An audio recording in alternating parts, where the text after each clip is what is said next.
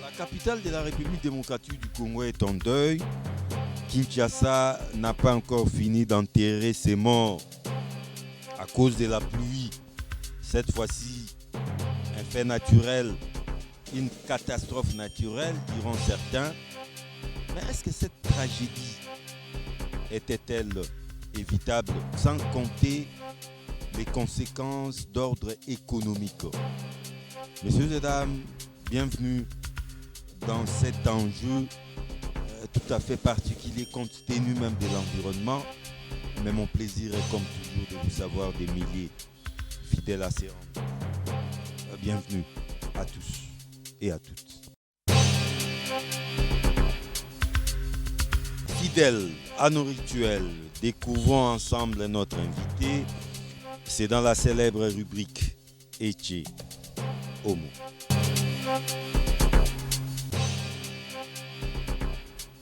Mathieu Takizala. Mathieu Takizala est un économiste de formation, directeur général des SAG spécial Autogarage.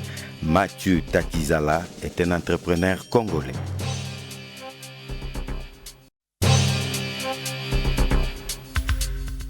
Mathieu Takizala, si on n'a pas commencé cette émission par une minute de silence, mais laissez-moi d'abord vous présenter mes condoléances en tant qu'Équinois.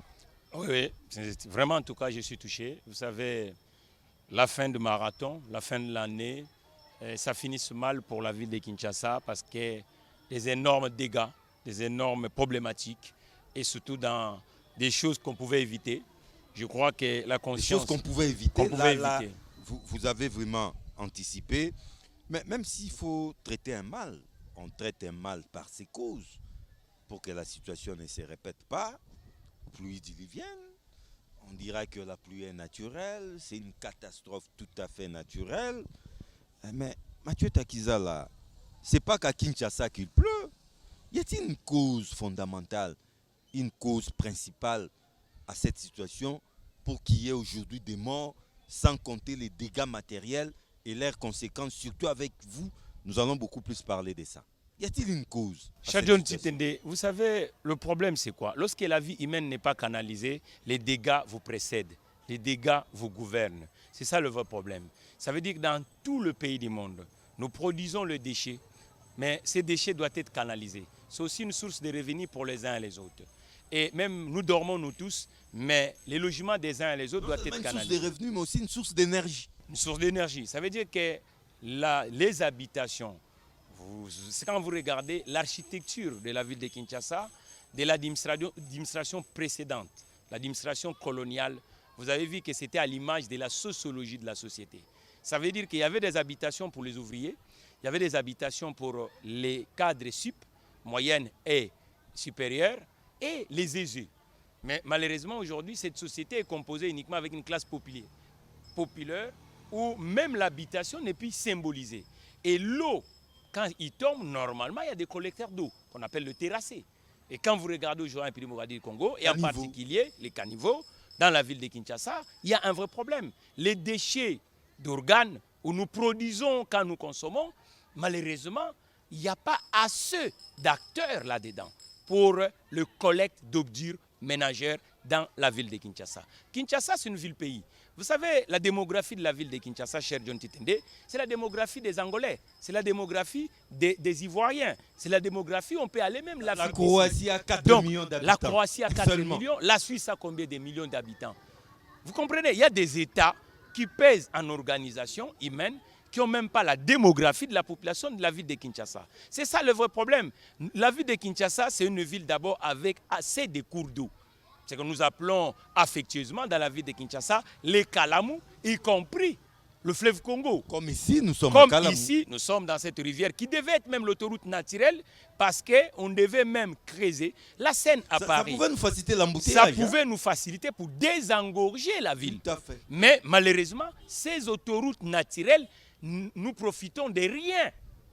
Ça veut dire qu'on ne pêche pas dedans, on ne fait rien, automatiquement, nous sommes encore victimes de ça.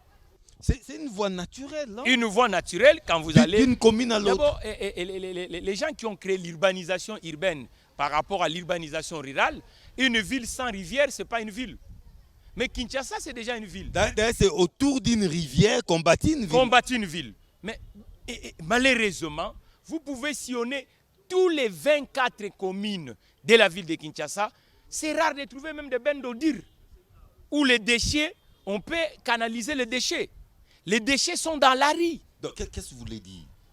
La pluie, oui. L'eau de la pluie, oui. Cherchant où aller, oui. Bah, il déborde. Cause des dégâts. Et en débordant, la vie humaine est menacée, la vie économique est menacée, la vie environnementale est menacée. Donc c'est ça le vrai problème. Mais pourquoi l'eau de la pluie ne coule pas facilement, ne coule pas aisément? Mais il peut pas, il doit être canalisé. Vous voyez par exemple quand vous rentrez par exemple dans le Matongé de l'époque, Kauka, Post-Onatra, là nous sommes non loin, l'école de navigation, et qui symbolisait aussi le caractère économique des cours d'eau. Alors, qu'est-ce qui s'est passé avant? Vous allez voir que toutes les maisons avaient le même sens, le style. Parce que pour regarder le soleil, ça vient de quel côté? Où on va jeter de l'eau. On ne construit pas n'importe comment. On ne construit pas n'importe comment. Et malheureusement aujourd'hui, dans la ville de Kinshasa, il suffit d'avoir un bout de terre, vous devenez le propriétaire immobilier, vous commencez à construire vous-même. C'est ça le vrai problème. Et quand vous construisez en hauteur, il y a des moments, les gens construisent dans des zones marécagées. Où on ne peut pas aller à R3, R4, R5. C'est ça le vrai problème. Et maintenant, cette eau-là que vous allez produire, et que ça va partir où? Quelles sont les entités économiques à caractère de l'assainissement de la ville de Kinshasa? Il y a un vrai problème. Et un autre problème, le taux de chômage de la ville de Kinshasa. Ça veut dire que quand on grandissait ici, cher John Titende, les gens étaient occupés dans des canaux qu'on appelait les entreprises. Aujourd'hui, dans tous les ruelles de Kinshasa, il y a des marchés informels. Et ces marchés, quand ils produisent leurs déchets, ils vont le mettre où? C'est ça le paradoxe de Kinshasa du XXIe siècle. Donc, il y a un sérieux problème de la gestion des déchets. La gestion de la vie, la gestion de la cité dans des villes congolaises. On appelle cette rivière Kalamou. Oui. Regardez seulement cet environnement. Est-ce qu'on peut profiter de ça? Vous verrez qu'il y a un sérieux problème. Oui. Et quand même nous étions là, on a vu des gens venir déverser des déchets ménagers sur cette rivière, dans cette rivière. Oui. Comment vous allez l'expliquer? Mais ça, c'est d'abord, c'est quoi? Quand la vie n'est pas organisée d'une façon professionnelle et qu'elle est organisée d'une façon de l'informel, les conséquences, c'est ce que vous êtes en train de dénoncer. Ça veut dire que normalement, il y a une taxe qu'on appelle taxe d'ordure ménagère. Cette taxe empêche aux citoyens d'aller verser vers le cours d'eau qui devait permettre la vie économique ou la vie environnementale de la ville de Kinshasa. Or, aujourd'hui, les gens vivent à Kinshasa. Kinshasa, c'est une ville d'octroi. Kinshasa n'a plus l'épaisseur économique. Ça veut dire que nous construisons les communes de Kinshasa uniquement dans l'aspect de dormir, pas dans la logique environnementale. C'est une ville dortoir. Oui, une ville dortoir. Ça veut dire que même les deux communes économiques, qui est Limité et la place de Kalina, je continue toujours à l'appeler Kalina parce que depuis qu'on a baptisé... la commune de la Gombe. La commune de la Gombe, depuis qu'on a baptisé Gombe, on a évolué en quoi? On a évolué en rien. Donc c'est ça le fondamental qui est absent dans la collectivité de la République démocratique du Congo et en particulier de la ville de Kinshasa. Parce qu'une ville avec 24 entités décentralisées, logiquement, dans chaque commune, là nous sommes dans la commune de Kalamou, l'une des communes prestigieuses d'antan de la ville de Kinshasa, où on a connu des célébrités. La plupart des grands stars, sur le plan artistique et même sportif. Oui, et puis l'indépendance tcha-tcha a commencé dans cette commune. Ça veut dire que l'autonomie ou la souveraineté politique de la République démocratique du Congo, c'est derrière cette école de navigation et c'est le stade que moi j'appelle le Wembley de Kinshasa, le stade Tata Raphaël, la Kitine. Ça veut dire que c'est là où tout a commencé, autour du Baleron et Imika, qui est non loin d'ici, et l'événement qui a précédé l'indépendance politique de la République démocratique du Congo. Ça veut dire qu'aujourd'hui, Kinshasa, nous ne pouvons pas le composer uniquement avec Kalina ou Mofleri ou ainsi de suite. Toutes les communes de Kinshasa valent quelque chose. D'où la nécessité maintenant d'amener l'approche environnementale de la ville de Kinshasa et l'approche économique de la ville de Kinshasa. Parce qu'une ville doctoire où on vend, même là où on ne peut pas vendre, c'est pas logique. D'aller dans l'approche économique, je sais, vous êtes un économiste, ça vous tient à cœur. Là, jusque-là, on déchiffre d'abord les causes. Oui. On a déjà commencé par parler des déchets. Oui. Il y a un sérieux problème des déchets. Mais au-delà de ça, y a-t-il encore un autre problème? Parce que beaucoup parlent aussi de la mentalité des Quinois. Je ne vais pas ici vexer les Quinois, mais paraît-il que les Quinois n'est pas très propre. Il faudra un assainissement mental. L'assainissement mental a un sens lorsqu'il y a des barricades. Parce que, je vous ai dit, je risque de me répéter, mais c'est la mère aussi de la science. Ça veut dire que quand vous sillonnez à Kinshasa, pour trouver les bennes d'ordures ménagères ou les déchets que nous produisons, les bouteilles d'eau. Ça, c'est un problème maintenant du pouvoir public. Mais oui, mais normalement, la vie dans une communauté qu'on appelle ville ou cité, elle est canalisée, elle est organisée. Ça veut dire que pour que les citoyens lambda puissent comprendre que ce qu'il est en train de faire, il est hors la loi, vous devez mettre les barricades, cher Titende. Mais lorsque les barricades sont absentes, lorsque le police d'hygiène n'existe pas, lorsque celui qui construit une maison croit qu'il est roi et que vous l'empêchez même pas à dire « Messieurs, c'est pas comme ça que ça doit exister » et que l'autoroute naturelle, qui devait être l'autoroute où le petit bateau qui monte, qui fait descendre le Congolais, mais bizarrement l'autoroute est devenue là où on jette les déchets que nous produisons. C'est ça la grande bablesse de Kinshasa du XXIe siècle. Alors, au-delà de ça, il y a eu mort d'homme, c'est vrai, mais parlons maintenant de l'impact économique, parce que nous allons finir par les pistes des solutions. Mais lorsqu'il y a eu mort d'homme comme ça, dégâts matériels, n'en parlons pas, ils sont énormes, mais y a-t-il un impact à long terme, j'insiste, sur les plans économiques? Elle est énorme parce que, vous savez, lorsqu'il y a des catastrophes naturelles, c'est pour cela qu'on a inventé l'assurance. Le mot assurance, ça veut dire que pour prévoir les imprévus. Mais vous savez que depuis que nos compatriotes ont perdu la vie, mais bizarrement, les assureurs de la République démocratique du Congo ne se prononcent pas. Ils devaient nous évaluer les manques à gagner économiques de cet incident, de cette érosion au niveau de Matadi Kibala. Vous imaginez, la ville de Kinshasa est approvisionnée avec le fleuve Congo, en venant vers la province comme province orientale, l'Équateur, via le fleuve Congo. Et la ville de Kinshasa est approvisionnée encore dans la partie, le Congo central. Et la ville de Kinshasa, c'est l'autoroute. La RN1 est coupée. Du côté, la RN1, il suffit que ça soit coupé pendant 2 heures. Et que les remorques, le périmé, vous savez qu'est-ce que ces camionneurs amènent vers Kinshasa? Ce sont le périmé, le produit où, moins de temps, les produits périssables. Le produit périssable. Or, aujourd'hui, quand vous regardez cette histoire, dans ce qu'il nous met dans l'espace public, c'est uniquement l'aspect de la disparition des gens qui ont perdu la vie à cause de ces pluies. Mais le manque à gagner économique, lorsqu'il y a une coupure entre Kinshasa et Matadi, là c'est énorme. Ce sont des opérateurs. En termes d'heures. En termes d'heures, c'est colossal, cher Titende. Ça veut dire que ça mène aussi ce qu'on appelle le variant inflationniste. Parce que lorsque la ville n'est plus approvisionner... Non, mais il y a déjà une flambée des prix. Hein? Oui, et surtout que nous sommes dans le période inflationniste. Quelle période? Et en général, dans la ville de Kinshasa, dans le période du mois de décembre, naturellement, le prix flambe. Mais quand vous avez encore ce genre d'incidents, ça continue à flamber. Donc il y a des conséquences énormes.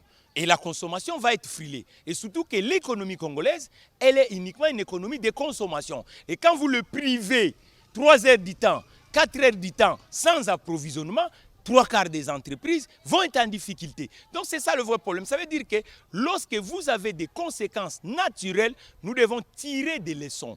En Iran, il faut faire par exemple, aujourd'hui 62 ans d'Iran, ce n'est pas normal que Kinshasa-Matadi, nous devons dépendre uniquement de cette route de Matadi-Kibala. Il n'y a que ça. Il faut une déviation. Donc vous voulez dire il n'y a que ça. Il n'y a que ça actuellement. Kinshasa, à part le chemin de fer. Matadi, il n'y a que à ça. Part le chemin de fer. À part le chemin de fer. Routière, qui est même pas à 40% aujourd'hui le chemin de fer. Ça veut dire que le train entre Matadi et Kinshasa ne tourne plus comme avant. Et il n'est même pas électrique. C'est un train à gasoil avec un chemin de fer ou qui est problématique. L'assainissement aussi pose problème. Un chemin de fer vétuste. Voilà, donc c'est ça le vrai point. Ça veut dire qu'il fallait maintenant repenser des gens, une déviation à part la route de Matadi-Kibala. Dans des situations comme ça, logiquement, la déviation va approvisionner la ville de Kinshasa. Or, à l'heure actuelle, lorsque Matadi-Kibala est coupé, automatiquement la ville de Kinshasa est asphyxiée. S'arrête. Et l'activité économique freine. Parce que surtout que 3/4 des marchands qui font le commerce entre Kinshasa et Matadi, la plupart sont dans l'industrie informelle. Ça veut dire que la banque ne les connaisse pas. Ça veut dire que lorsque ça pourrit, automatiquement, cette personne revient dans le cas de départ des chômeurs. Et surtout que nous avons des tonnes de chômeurs en République démocratique du Congo. Une autre conséquence, comment imaginer une ville où il n'y a plus de culture de prévenir avec météo. Quand vous allez là où il y avait une station de météo dans la ville de Kinshasa. La météorologie. Donc, ça n'existe plus. Toutes les chaînes de télévision nous présentent d'autres choses, mais ce qui est nécessaire, météo. Et si on prévoit, par exemple, les gens qui sont sur cette côte-là, et on dit, voilà, ça va pleuvoir la nuit. Donc, automatiquement, ils peuvent se protéger. Mais lorsqu'il n'y a plus de météo, comment les gens peuvent comprendre que demain, à telle heure, on peut avoir une pluie qui va être forte, ainsi de suite. Donc, il faut concevoir une cité d'une façon, le 21e siècle, et pour éviter des conséquences. Mais à propos de météo, vous voyez ici, hein, vous verrez déjà à 0 mètre de cette rivière, il y a des constructions. Ah oui. Mais comment vous allez l'expliquer là? C'est ça le vrai problème. Donc, quand la rivière ici va déborder, il y a mort d'homme, on va encore parler de l'État. Mais comment ils ont construit là-bas? Qui leur a autorisé? Normalement, le métier de construction, ce n'est pas parce que vous avez l'envie de construire une maison. Des belles bâtisses, hein? Non. Elle est belle peut-être parce que vous avez vu les pères Parpin. Mais elle est fondée sur base de quoi? Parce que là, nous sommes dans une zone marécagée.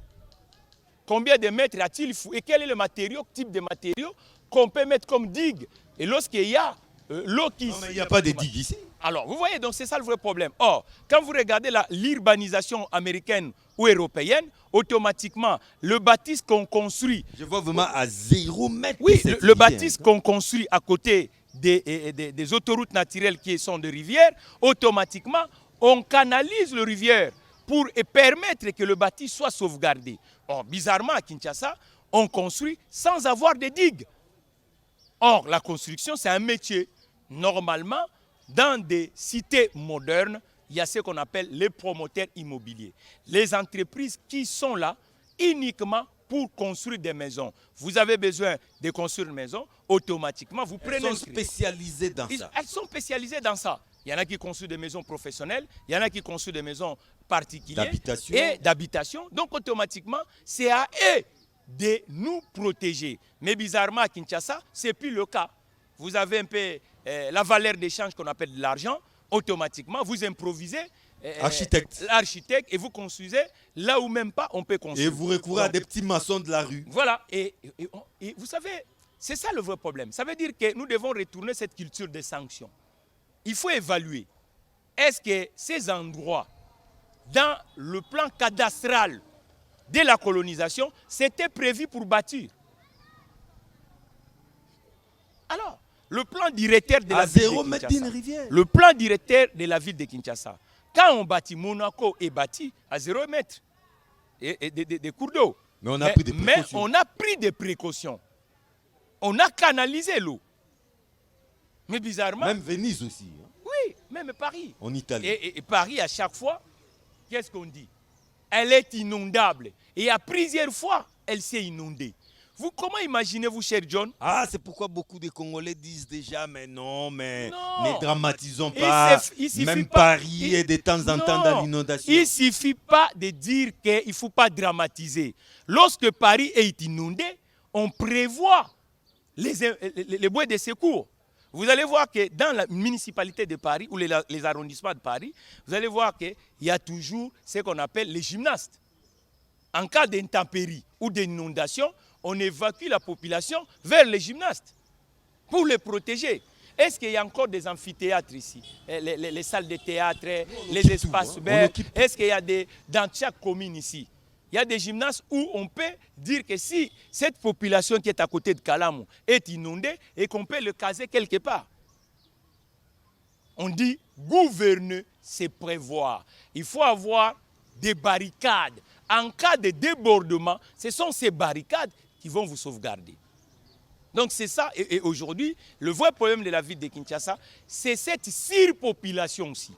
Parce que les provinces limitrophes n'ont plus rien à faire, et 3/4 de nos compatriotes, comme il n'y a pas d'activité, se versent vers la ville de Kinshasa. Donc quand ils se versent vers la ville de Kinshasa, comme le pouvoir d'achat fait aussi défaut, automatiquement, ont besoin de se loger, qu'est-ce qu'ils vont se faire?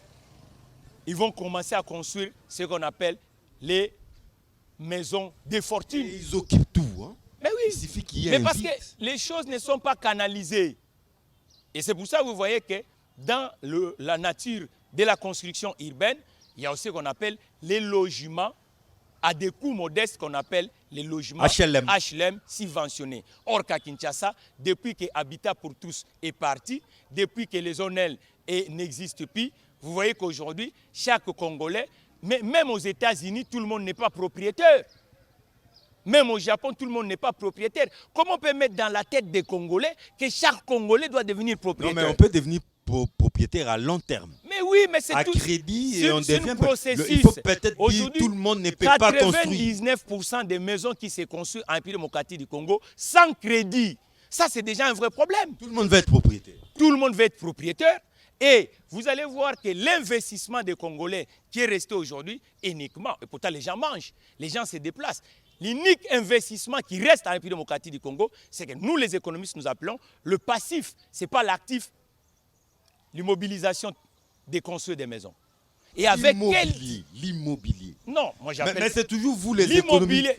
L'immobilier a un sens lorsque vous avez une portefeuille d'actifs dans la société. Mais c'est toujours vous, économistes, qui nous avez dit, lorsque les bâtiments vont dans un pays, tout va. Ah, dans quel sens? Ça veut dire que lorsque le bâtiment va dans un pays, ça veut dire que vous avez... Tout va bien. Non, lorsque le bâtiment va dans un sens, ça veut dire que vous devez avoir une épaisseur d'actifs. Or, le contraste de la République démocratique du Congo, nous avons plus des inactifs. Ça veut dire que les gens qui ont un compte en banque ne représentent pas 20%. Un immeuble, c'est un passif. C'est un passif? Comment ça? Imaginez ce qui est en face de nous ici. S'il a prévu ici 20 chambres et que le 26 jours, il n'y a que 2 qui sont logés, dites-moi, il gagne quoi? Dites-moi, il gagne quoi? C'est ça le vrai problème. Il gagne quoi? Ça veut dire que vous mettez 2 millions de dollars en construisant une maison. Et bizarrement, les gens qui sont à l'intérieur, ce sont les gens qui sont déficitaires, les impayés, qui ne sont même pas garantis. Maintenant, qu'est-ce que vous gagnez? Uniquement la fierté du machuvisme? Non, revenons un peu rationnel. C'est-à-dire que nous devons devenir rationnels en République démocratique du Congo.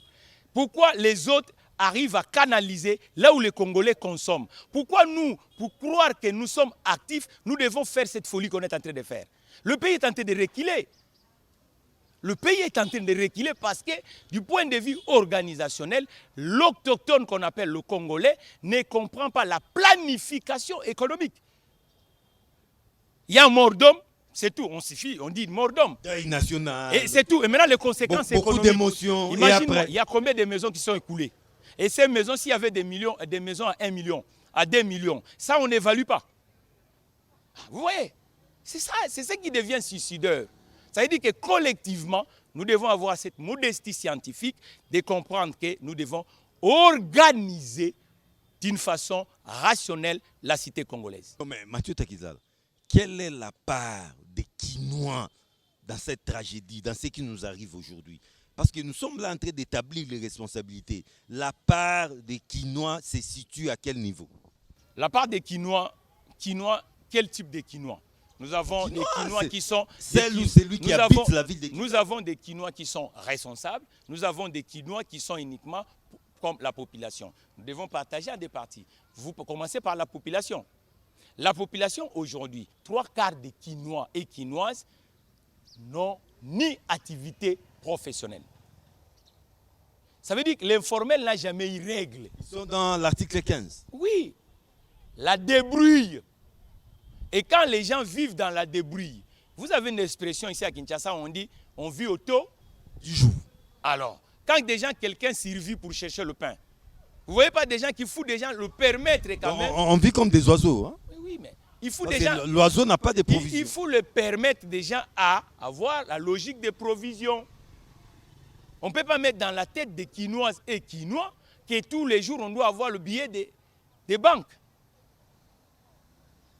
Ça, la cité commence par l'homme. Et lorsque nous avons des citoyens socialement acceptés dans la société, vous verrez que la cité de Kinshasa, qu'on appelle ville, va être administrée d'une façon noble. C'était la part des Quinois, mais on ne peut pas se mettre à pleurnicher. Ce qui est arrivé est arrivé. Mais Mathieu Takizala, comment faire pour que cette situation ne nous arrive plus? Plus jamais. Qu'est-ce qu'il faut faire à court, à moyen et à long terme? Première chose, il faut créer des plans stratégiques. Plan sur le logement dans la ville de Kinshasa, qui va booster dans la partie publique et la partie privée dans ce secteur-là. Nous devons créer le plan sur l'employabilité des Quinoises et Quinois. Nous devons créer un plan pour la relance des petites et moyennes entreprises de la ville de Kinshasa. Et ça, déjà, ça va. Et puis, le plan de l'environnement de la ville de Kinshasa. Et le plan des voies de communication de la ville de Kinshasa.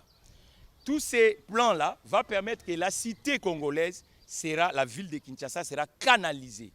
Parce que le taux de chômage de la ville de Kinshasa, et puis il faut faire les réformes à caractère budgétaire et financier de la ville de Kinshasa. Nous devons permettre aux Quinoises et Quinois de ne plus payer le logement par voie Maboko Bank. Il faut que les Quinois et Quinoises payent leur logement par le canal bancaire. Cela va permettre que les acteurs du secteur de logement vont avoir des moyens à faire loger les Quinoises. Il faut que chaque commune de la ville de Kinshasa puisse bâtir aussi des logements subventionnés qu'on appelle les HLM. Cela va permettre que les familles modestes des communes quinoises, au lieu d'aller chercher à construire des logements de fortune, ils vont avoir des logements qui seront selon les normes architecturales de la ville de Kinshasa. Et nous devons aussi créer une politique d'assainissement de la ville de Kinshasa. La ville de Kinshasa n'est pas assainie. Il faut créer le taxe d'ordures ménagères. Chaque foyer doit commencer à payer par rapport à ce qu'ils produisent. Et nous devons canaliser aussi l'activité marchande de la ville de Kinshasa. On ne peut pas vendre partout. Nous devons vendre dans des endroits qu'on appelle marchés. Même des marchés informels qui peuvent se faire que le vendredi. Quand on finit, on récupère. On ne peut pas tous les espaces de la ville de Kinshasa soient occupés par des marchés informels. Cela nous crée beaucoup de dégâts dans la cité de la ville de Kinshasa. Et à ce qui concerne le véhicule, automatiquement, le tonnage doit être respecté. Parce qu'aujourd'hui, la plupart des infrastructures routières de la ville de Kinshasa est en train de s'abîmer.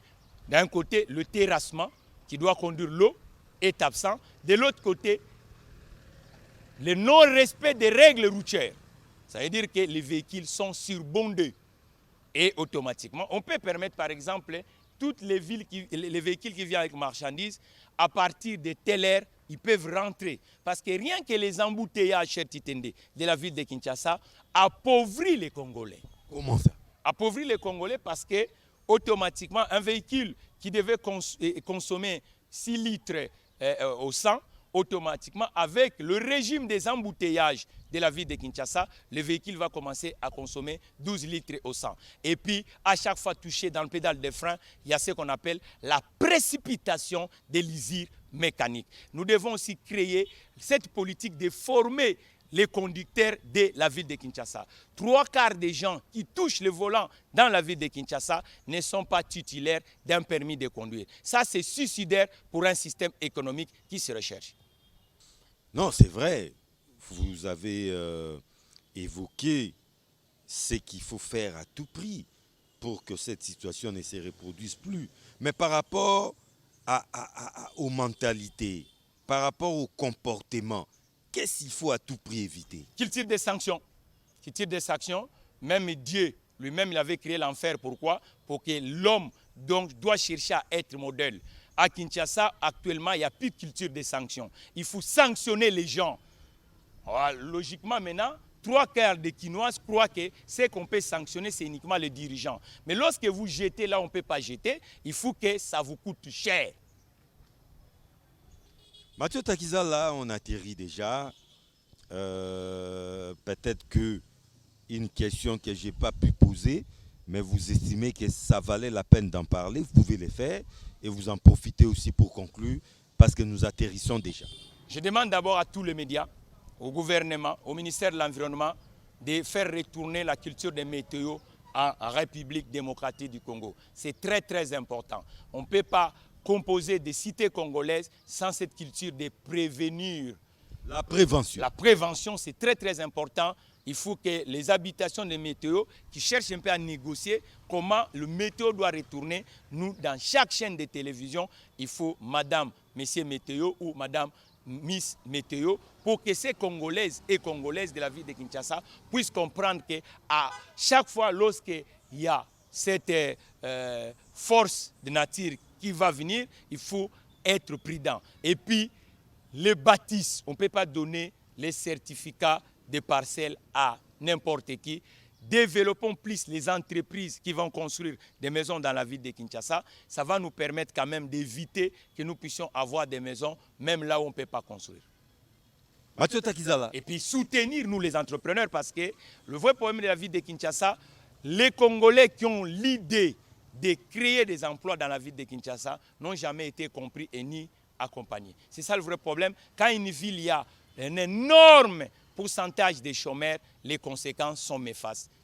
Du nouveau, du côté du spécial auto garage? Du côté des spécial auto, en tout cas, beaucoup des innovations. Prenons par exemple quand vous tombez la nuit en panne dans nos routes de la ville de Kinshasa, il n'y a pas ce qu'on appelle les remorqueurs officiels. Et 2023, Spécial Auto va mettre les remorqueurs officiels. Ou quand vous tombez en panne, vous appelez le numéro, il va venir vous dépanner. Dans n'importe quel coin de la capitale. Dans coin de la capitale de Kinshasa, 2023, Spécial Auto va s'attaquer de ça. Spécial Auto 2023, c'est SAG Trans. SAG Trans, c'est le transporteur de la ville de Kinshasa et les régions limitrophes. Spécial Auto 2023, c'est le développement des magasins techniques en pièces de rechange. Spécial Auto 2024, c'est la carte 2023. Limba. 2023, la carte Limba. C'est-à-dire? Ça veut dire que nos amis motocyclistes, les taxman, ainsi de suite, chacun achète lui-même. Mais nous avons créé le central d'achat où les achats de leur litrage de carburant, ça passera par cette carte d'innovation. Regarde l'avantage d'avoir des entrepreneurs dans un territoire pour donner un peu une marge de manœuvre, rajouter le pouvoir d'achat dans la consommation d'utilisation professionnelle en République démocratique du Congo. Et Spécial Auto 2024-23, c'est aussi le contrôleur technique de la République démocratique du Congo. Vous voulez acheter le véhicule et puis 2023 encore, nous avons choisi le modèle de véhicule économique au M. John Titende. Vous voulez acheter un véhicule à 10 000 $ américains, automatiquement, on vous dit, Titende avant 5 000 $ et les 5 000 qui restent, vous allez commencer à payer par le mode crédit. C'est ça Spécial Auto, la magie de Spécial Auto. J'ai aimé côté remorque. Remorquage, ça n'existe pas. L'assistance. Ça veut dire que la nuit, quand vous tombez quelque part, c'est fini. Et le lendemain, vous retournez, vous allez voir que les rétroviseurs n'est plus là, ainsi de suite. C'est ça Spécial Auto. Et 2023 encore, la place des Kalina.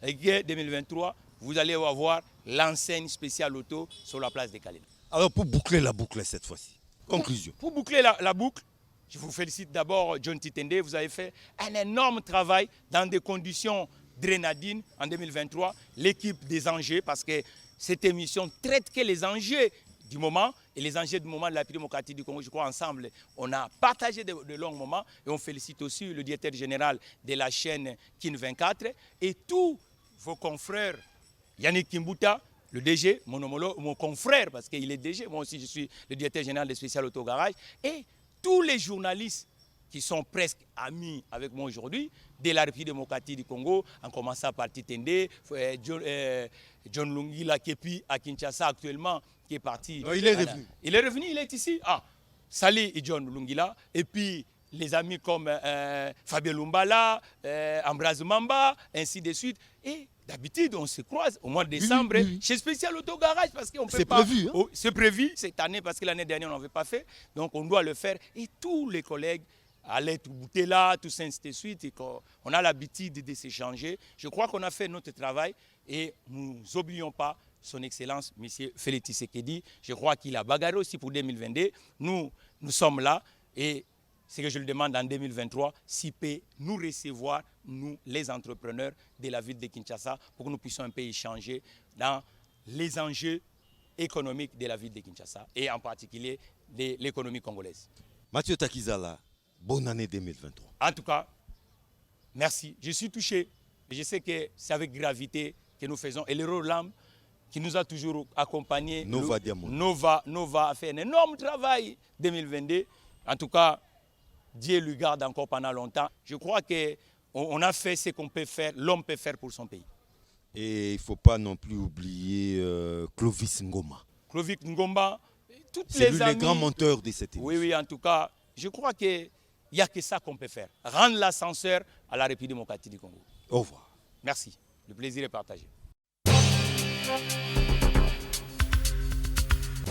Trop c'est trop, comme si la situation à l'Est ne suffisait pas. Les Congolais continuent de tomber, même à Kinshasa. Mais hélas, cette situation était évitable. Je crois que mon invité l'a démontré. La prévention, encore la prévention, toujours la prévention. Je crois qu'on ne va pas terminer l'année sur cette note triste. Puisse Dieu bénir et protéger la République démocratique du Congo. Bonne année 2023 chez vous. Mon plaisir est de vous retrouver très vite dans une nouvelle édition des enjeux avec les mêmes et réels plaisirs.